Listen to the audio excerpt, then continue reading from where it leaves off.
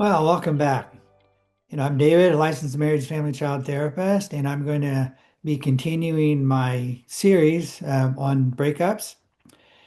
So, breakups can be devastating, a real hit to the self-esteem. For today's topic on this particular episode, I'm going to call it When Closure Never Happens. So, stay with me. So, what happens when you're in a relationship and it ends suddenly and you're left hanging? One of the hardest parts of heartbreak isn't just the loss of the person, it's the loss of all the possibilities you might have imagined together. That's when the what ifs creep in.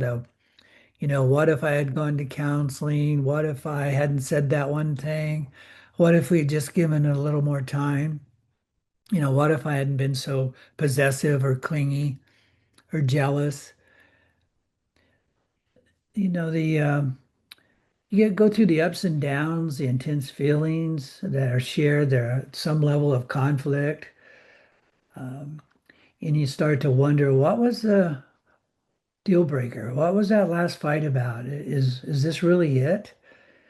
These racing thoughts come in of blame, confusion, sadness, frustration. There's a whole jumble of different emotions that will leave you feeling overwhelmed. You even feel like you've been lied to or betrayed. You want closure. No matter, here's the hard part, closure doesn't look like the same for everyone. Some people want to open that box one more time and talk it through, explore what went wrong. And then others feel like they just can't bear to revisit it. They're already decided it's a done deal. In my case, I was with a woman that ended things in an email. Felt, felt basically blindsided in some ways. I was left asking, what wasn't said? What could we not face together? Could she not handle, or didn't she want to see me cry or hear my anger or confusion? There was just no real regard for how it impacted me. It can feel really devastating. I know one of my clients, he went through the heartbreak of the relationship ending. And he was so distressed and haunted by the unanswered questions that he just said if he didn't have closure, he couldn't go on. Fortunately, he did go on, but that's how deep it can cut. So here's a few things that I think are helpful to keep in mind. Some of these I've learned.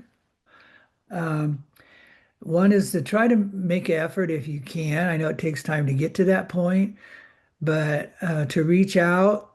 Um, Maybe not to expect the change and get back together necessarily, but just to have at least some more peace of mind, whether it's verbally or through a letter.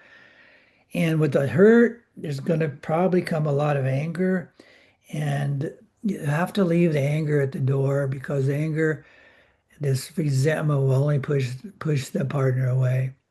And along with that is there's often the begging, the pleading, just please one more chance. And again, that would push your partner away. The most difficult part, which sometimes it never happens, is to wish them well. Look at the healthier parts, maybe the times that really were fulfilling, opened your heart, and made you feel good about yourself.